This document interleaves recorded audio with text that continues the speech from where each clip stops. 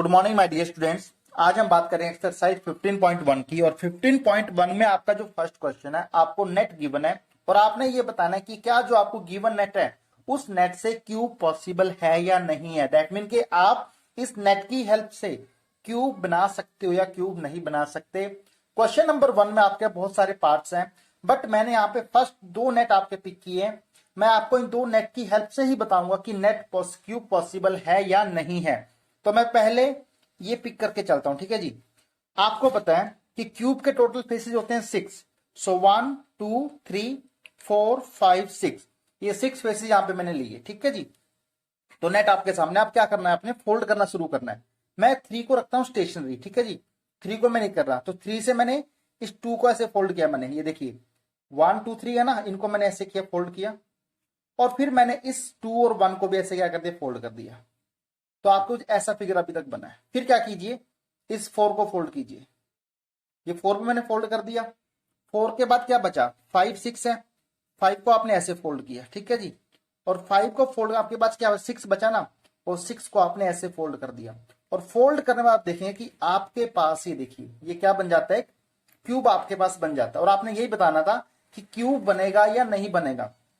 तो बहुत ही आसान सा क्वेश्चन है, आपने सिर्फ नेट बनाना है। मैं इसको दोबारा से ओपन कर लेता हूं। देखिए आपने 3 को स्टेशनरी रखना है, 2 को फोल्ड किया, फिर आपने 1 को फोल्ड किया, फिर आपने 4 को फोल्ड किया, फिर आपने 5 को फोल्ड किया, फिर आपने 6 को फोल्ड किया। तो ये आपका क्यूब बन जाता है। यहां पे कंडीशन एक ही होती है कि कोई ओवरलैप नहीं करना चाहिए, कोई भी फेस ओवरलैप नहीं करना चाहिए, और साथ में ओवरलैप के बाद कोई भी फेस आपका खाली नहीं रहना। जैसे कि अगर सपोज मैं बोलूं कि ये आपका फिगर ऐसे बन जाता कुछ, तो ये आपका फेस खाली रह गया ना, तो ये अगर हो जाता तब भी आपका क्यूब पॉसिबल नहीं होता। तो ये आपका 1 नेट था जो मैंने बनाया।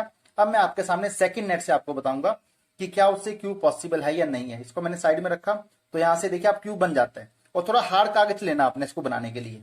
चलिए, this is my second cube net. तो नेट में वही 1 2 3 4 5 6 फेसेस मेरे पास हैं। 3 को मैंने रखा स्टेशनरी, मैंने 4 को फोल्ड किया, 4 के बाद मैंने 5 को फोल्ड किया, और 5 के बाद मैंने 6 को फोल्ड किया। तो आपका जो स्ट्रक्चर बना कुछ ऐसा आपके पास बन चुका है। फिर यहां से इस 2 को फोल्ड किया, और आप देखेंगे कि ये जो 1 है, आप देखिए 1, और यहां पे ये आपके पास क्या है, 6 है। तो इस 6 को मैंने यहां पे, इस फेस को मैंने यहां पे लगा दिया। लेकिन ये जो 1 है, ये इस 6 को क्या कर रहा है, ओवरलैप कर। आप इजिली देख सकते हैं, यहां पे देखिए ओवरलैपिंग आपके पास हो रही है। फेस नंबर 6 और फेस नंबर, देखिए फेस नंबर 6 की और फेस नंबर 1 की यहाँ पे ओवरलैपिंग है। अगर यहाँ पे ओवरलैपिंग आती है, और आप देखिए कि जो फेस नंबर 2 के सामने वाला फेस है, वो फेस आपके सामने है ही नहीं है। 1 फेस की ओवरलैपिंग है, 1 फेस आपके पास है नहीं है, तो यहाँ पे भी आपके पास क्यूब पॉसिबल नहीं होगा। आई होप कि आपको अच्छे से क्लियर है। मैं दोबारा आपके लिए बना देता हूं। दिस इज फेस नंबर 3 को मैंने रखा स्टेशनरी, मैंने 2 को फोल्ड किया, 2 के बाद मैंने 1 को फोल्ड किया, 1 के बाद मैंने यहां से 4 को फोल्ड किया, 4 के बाद मैंने फोल्ड किया, 5 को फोल्ड किया, और अब देखिए आपके पास यहाँ पे ये फेस ओवरलैप करते हैं। दैट मीन फेस 1 और 6 क्या करते हैं, ओवरलैप। और जब यहाँ पे ओवरलैपिंग हो जाती है और ये फेस आपके पास खाली रह जाता है, तो यहाँ पे भी आपके पास क्यूब पॉसिबल नहीं है। आई होप कि आपको अच्छे से क्लियर है। मैं आपको फिर बोल रहा हूं, आपने हार्ड कागज लेना है, उस कागज पे आपने, पेपर पे आपने नेट ऐसे बनाने हैं, और हो सके तो थोड़ा इसको सेम रखने की कोशिश कीजिएगा। अभी थोड़ा क्यूब की तरह ना सारे फेसेस सेम डायमेंशन के बनाऊंगा आप, तो आपके लिए इजी रहेगा, ठीक है जी। चलिए बच्चों, क्वेश्चन नंबर 2 की बात करते हैं। आपके सामने जो नेट आपको गिवन है, this net is of A dice.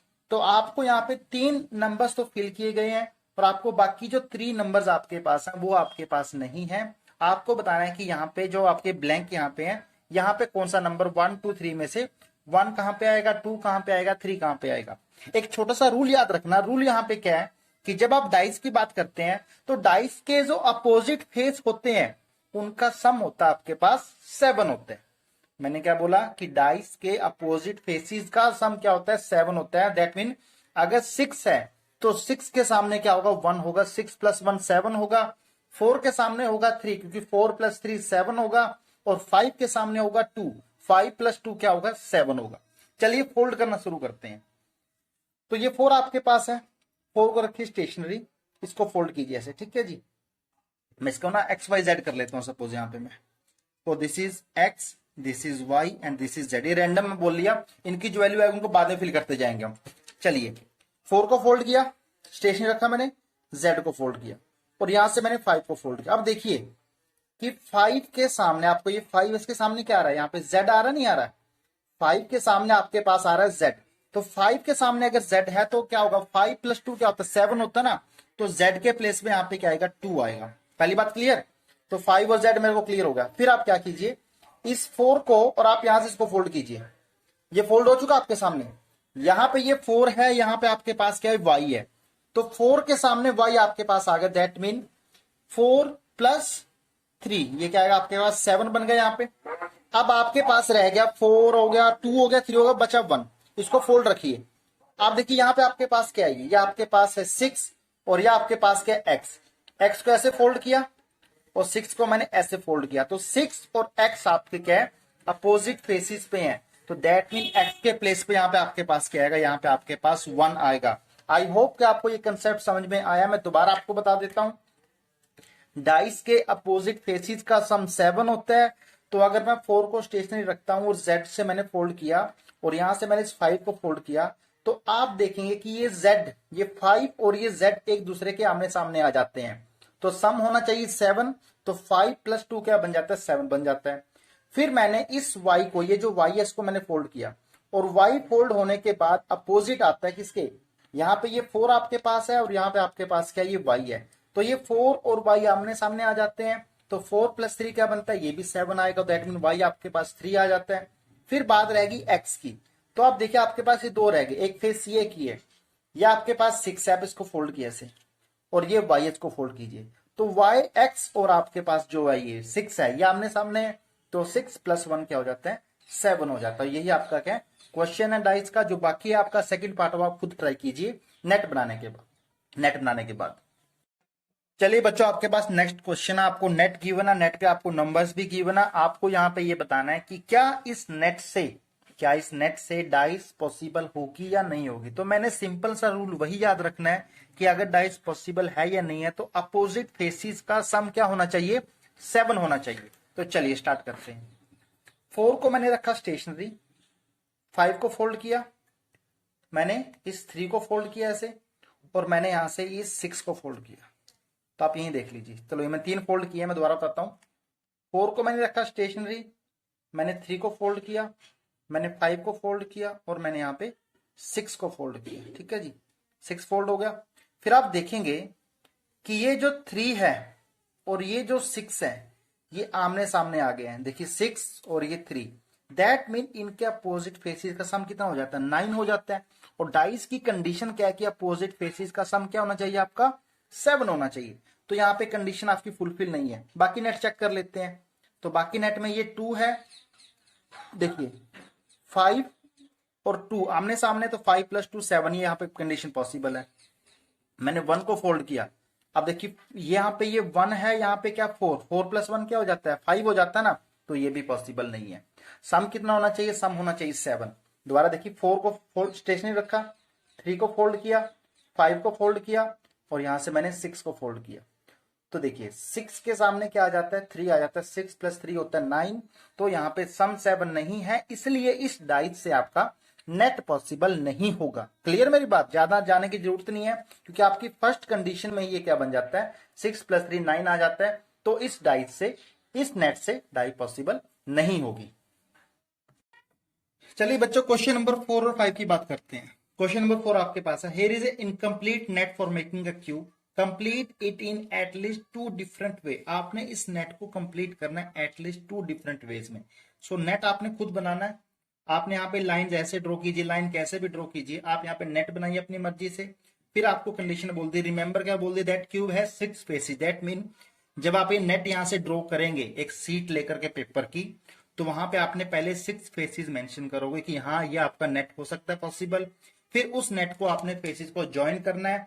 Join करने के बाद आपका क्यूब अगर पॉसिबल होगा तो वो आपका नेट बन जाएगा। अगर क्यूब आपके ओवरलैप कर जाते हैं, कहीं पे कोई आपका फेस खाली रह जाता है, तो वहां पे नेट पॉसिबल नहीं होगा। How many are there in the net here, give 2 separate diagram. आपने 2 अलग अलग सेपरेट डायग्राम बनाने हैं। If you like you may use a square sheet for easy manipulation. आप एक स्क्वेयर शीट यूज कर सकते हैं इजी मैनिपुलेशन के लिए, जहां पे आपको पता लग जाएगा कि हाँ नेट पॉसिबल है, क्यूब पॉसिबल है या नहीं है। क्वेश्चन नंबर 5 की बात करते हैं। आपके पास मैचिंग है, match the net with the appropriate solid. आपको यहाँ पे नेट गिवन है, देखिए ये आपको नेट गिवन है और आपने इसको एप्रोप्रिएट सॉलिड से मैच करना है। तो इसके लिए क्या करते हैं हम, फर्स्ट देखिए आपके पास, फर्स्ट आपको क्या लग रहा है, क्यूब पॉसिबल लग रहा है क्योंकि आपको मेंबर है this is oblique sketch for a cube. तो देखिए क्यूब टोटल फेसेस होते हैं 6, तो यहाँ पे देखिए 1 2 3 4 5 6, ये 6 फेसेस यहाँ पे बन गए और सारे के सारे फेसेस आपको same side same length same breadth के लग रहे हैं। और आपके बाकी जो ऑप्शन आपके पास है, फर्स्ट ऑप्शन हो चाहे थर्ड ऑप्शन हो चाहे फोर्थ ऑप्शन हो, थर्ड और फोर्थ तो ऑटोमेटिकली कट हो गया, यहाँ पे आपके पास सर्कुलर रीजन आ गए, ये ऑप्शन कट हो जाता है क्योंकि यहाँ पे ट्रेंगुलर रीजन आ गए। और क्यूब में आपके जो फेसेज होते हैं वो सारे स्क्वेयर होते हैं, तो आपका ए पार्ट मीट करेगा थर्ड के साथ, सेकंड के साथ। फिर बी पार्ट की बात करता हूं, बी पार्ट आपके पास एक सिलेंडर, आपके पास सिलेंडर भी आपके पास क्या होता है, 3D शेप होती है। तो आप देखेंगे आपकी जो ये बी पार्ट आपके पास है, इसका टॉप और बेस आपके पास क्या है, सर्कल है। तो देखिए आपके पास जो थर्ड ऑप्शन आपके पास है, सेकंड यहाँ पे 1 सर्कल, यहाँ पे सेकंड सर्कल, और किसी में भी आपके पास 2 सर्कल नहीं है, तो बी आपका मीट कर जाएगा थर्ड के साथ। सी की बात करता हूं, सी आपके पास बनता है कोन। कोन मींस आपने बर्थडे कैप देखी होगी, बर्थडे पे जो आप कैप लगाते हो तो कुछ ऐसा ही है। तो बर्थडे कैप नीचे से सर्कल होती है, ऊपर से स्लैंटिक होती है, ऐसे ठीक है, तिरछी होती है। तो आप देखिए यहाँ पे ये सर्कल और स्लैंटिक, तो इसको आप इससे मैच करेंगे।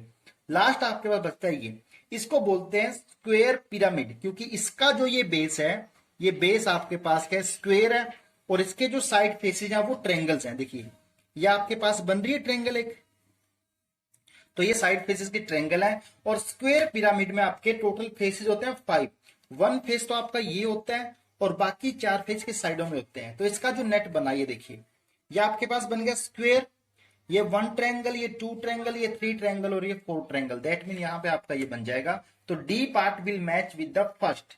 आई होप कि आपको ये क्वेश्चन क्लियर है। एक बार दोबारा इस क्वेश्चन को कीजिए अच्छे से, अपने आप दिमाग लगाइए कि क्या नेट पॉसिबल है या पॉसिबल नहीं है। Thank you.